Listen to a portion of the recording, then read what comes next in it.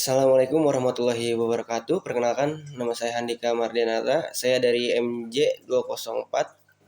Hari ini saya akan membawakan dan menjelaskan apa itu leadership, seni, dan gaya kepemimpinan.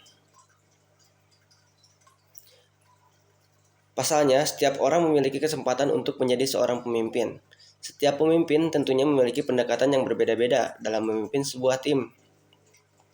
Perbedaan cara memimpin ini dipengaruhi oleh karakter orang tersebut. Perbedaan karakter dari seseorang dengan orang lain tentunya memberikan nilai tersendiri bagi leadership atau gaya kepemimpinan. Karakter inilah yang membuat tiap orang unik dan memiliki nilai yang berbeda.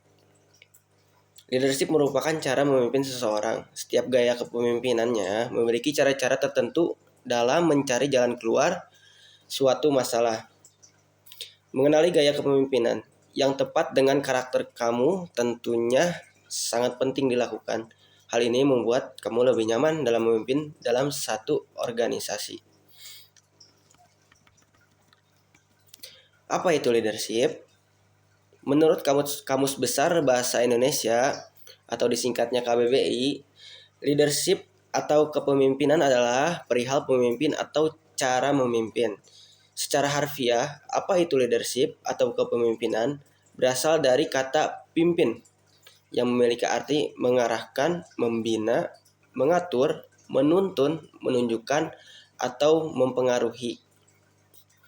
Sementara itu, Civitas Academy di Amerika menyebutkan apa itu leadership sebagai sebuah proses pengaruh sosial yang di dalamnya seseorang dapat melibatkan bantuan dan dukungan selainnya dalam usaha mencapai suatu tugas bersama. Apa itu leadership? Leadership berkaitan dengan kemampuan menginspirasi orang lain. Hal ini sangat dibutuhkan dalam organisasi, perusahaan, hingga bisnis. Leadership adalah seni motivasi sekelompok orang yang bertindak mencapai tujuan bersama. Leadership adalah tindakan memimpin sekelompok orang. Leadership merupakan proses pengaruh sosial yang memaksimalkan upaya orang lain untuk mencapai tujuan. Seorang pemimpin adalah orang yang bertanggung jawab, orang yang meyakinkan orang lain untuk mengikutinya. Sama seperti halnya saat ini, saya bekerja di suatu perusahaan restoran di Jakarta. Baru terkenal di Jakarta dan daerah Jabodetabek dan Bandung. Di pekerjaan tersebut saya adalah seorang pemimpin atau kepala outlet atau kepala bagian di bagian operasional. Saya akan menjabarkan menurut pandangan saya apa itu leadership dalam bidang pekerjaan saya. Menurut saya leadership itu kita seperti membina karyawan,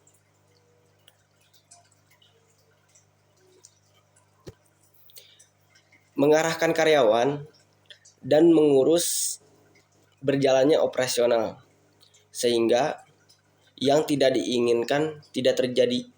Hal yang tidak diinginkan seperti komplain, produk tidak bagus, pelayanan lama, pelayanan yang tidak ramah, kerapihan uniform untuk semua karyawan, ya.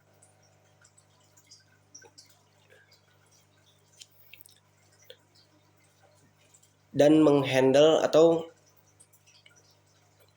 bisa diandalkan saat karyawan membutuhkan motivasi, solusi, dan bagaimana caranya keluar dari masalah pekerjaan. Itu menurut pandangan saya yang selama ini saya tekuni di bidang pekerjaan saya. Dan saya juga masih butuh belajar dalam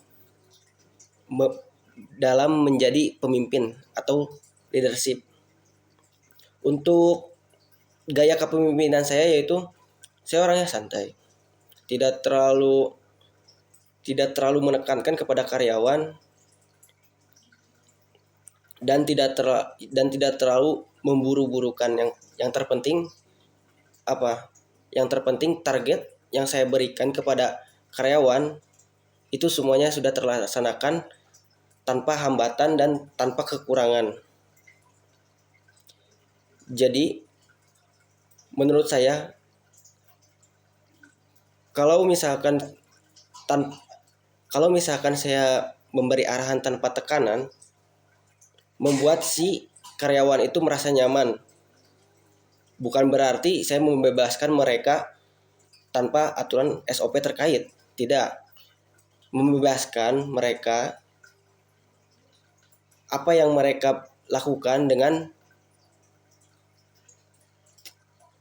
seni mereka sendiri gitu.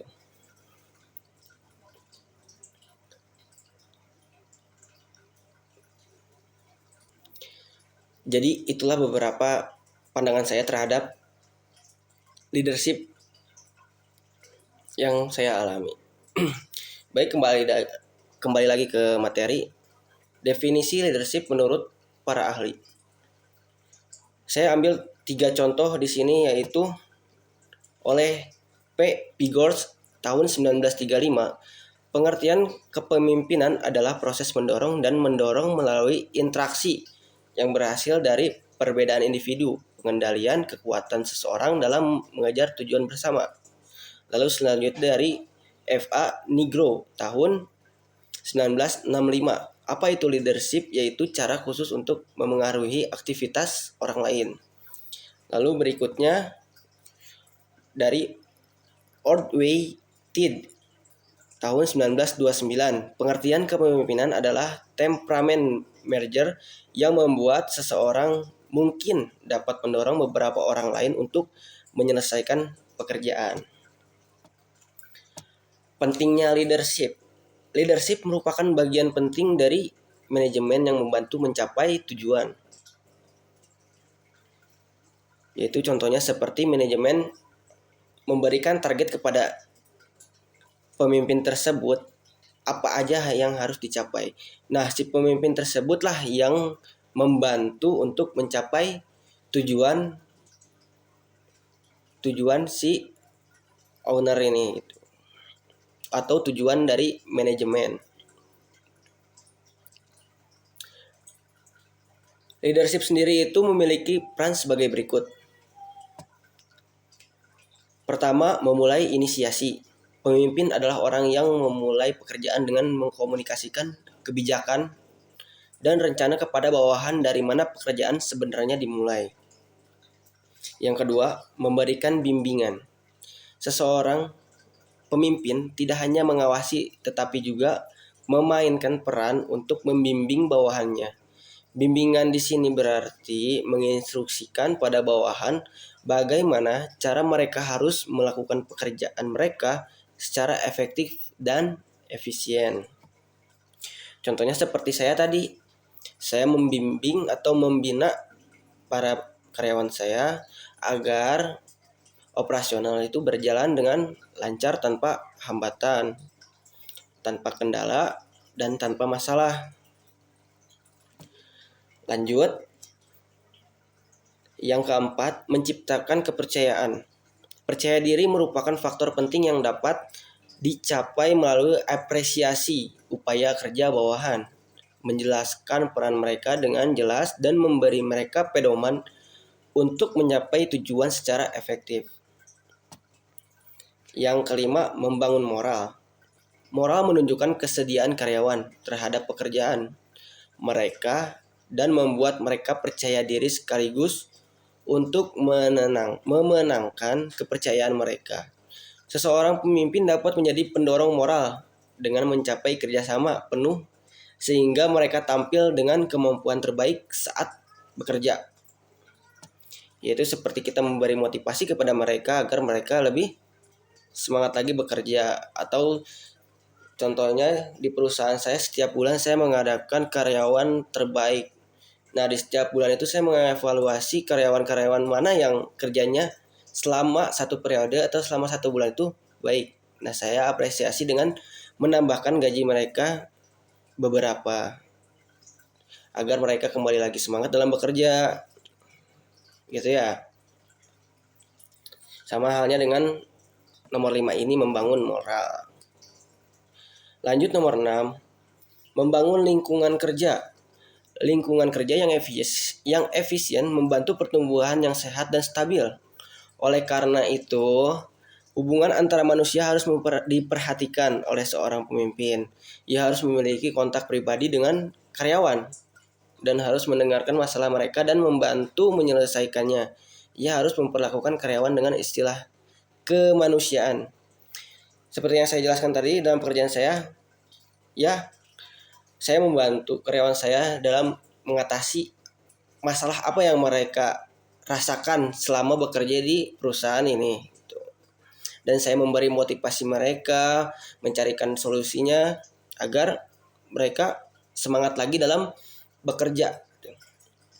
Semangat lagi dalam membangun kehidupan, mencari nafkah untuk keluarganya mungkin, atau untuk dirinya sendiri. Ya, intinya seperti itu.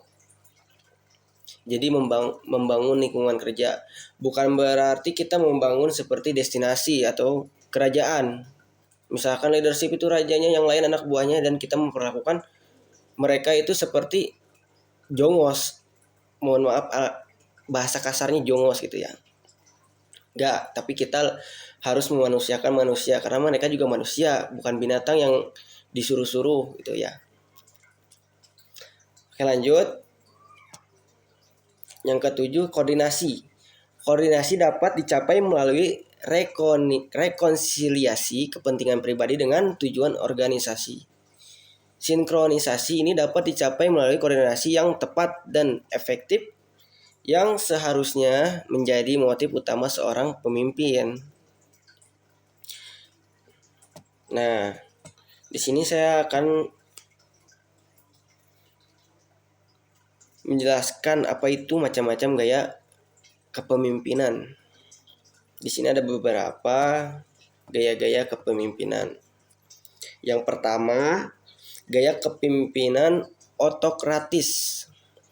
Macam gaya kepemimpinan yang pertama adalah gaya kepemimpinan otokratis. Gaya kepemimpinan otokratis atau otoriter memusatkan kekuasaan penuh pada pemimpin. Biasanya para bawahan atau anggota tidak diberi kebebasan untuk menentukan tujuan mereka sendiri. Dalam arti, keputusan pemimpin bersifat mutlak, tidak bisa diganggu-gugat, dan anggotanya tidak diberi kesempatan berpendapat. Pemimpin sangat dominan dalam setiap pengambilan keputusan, kebijakan, peraturan, dan prosedur apapun di perusahaan atau organisasi. Terkadang gaya kepemimpinan ini bisa berjalan sukses jika memang pemimpin punya pengalaman dan keterampilan maksimal.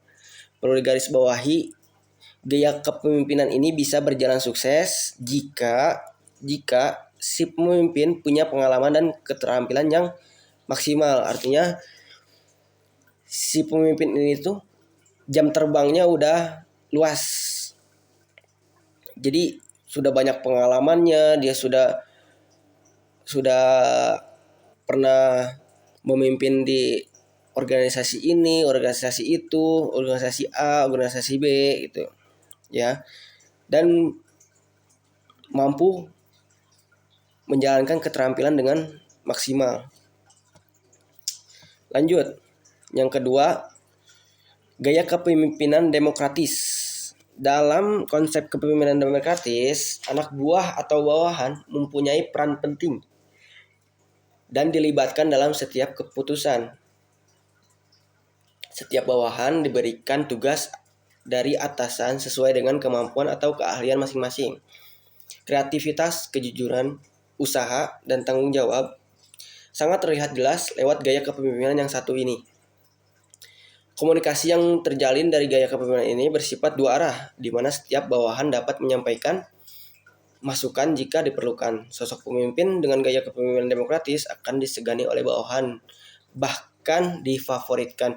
Termasuk tadi saya bukan saya menaikkan diri saya ya, Maksudnya gaya kepemimpinan saya tuh seperti demokratis ini, tidak terlalu menekankan dan selalu meminta usulan dari bawahan. Ini seperti apa, ini harus bagaimana, apakah ada usulan atau masukan. Jadi saya menerima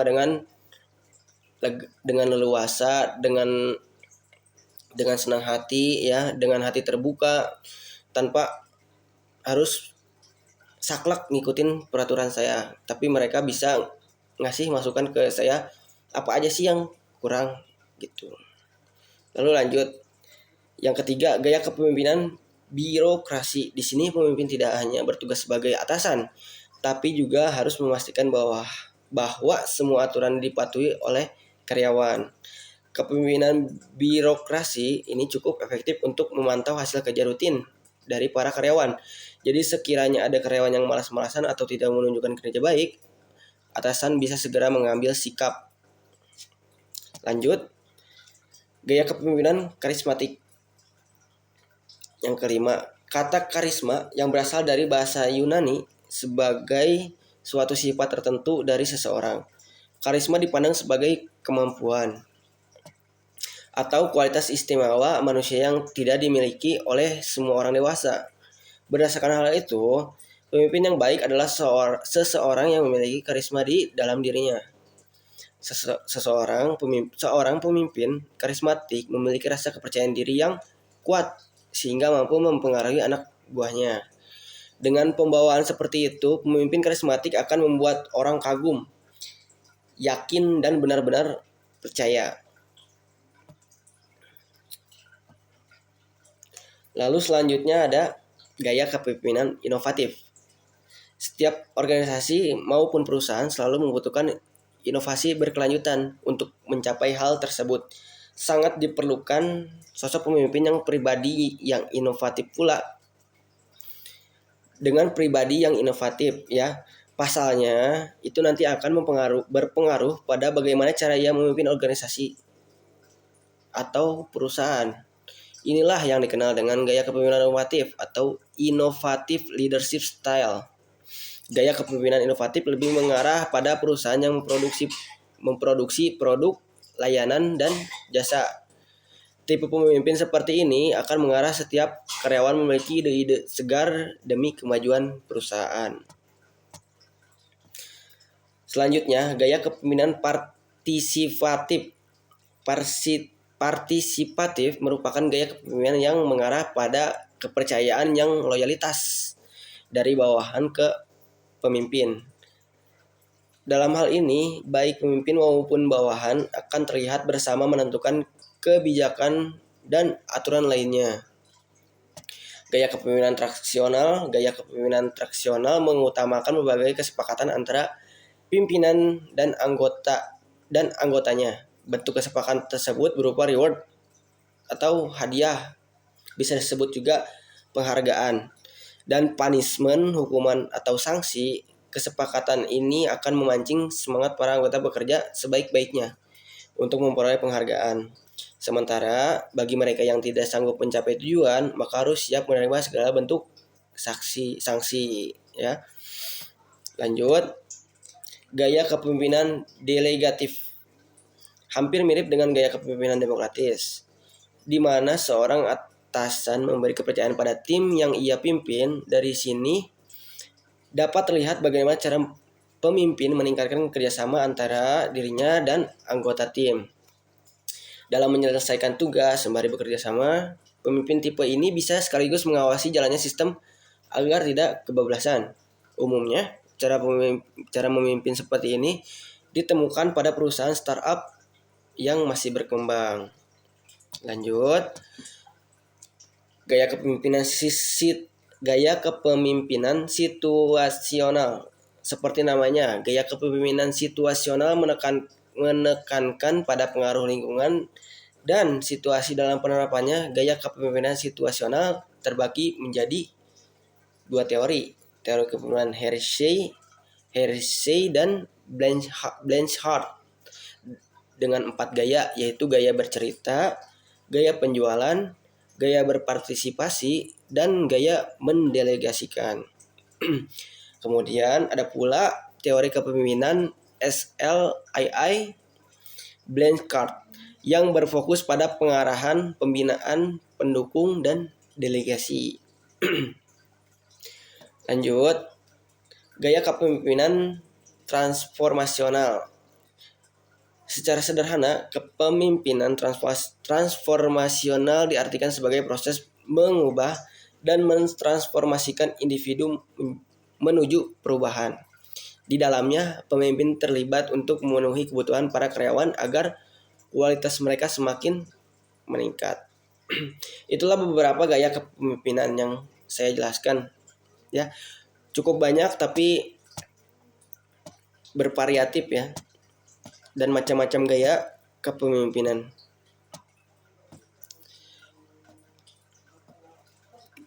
Untuk penyampaian ini cukup sekian dari saya.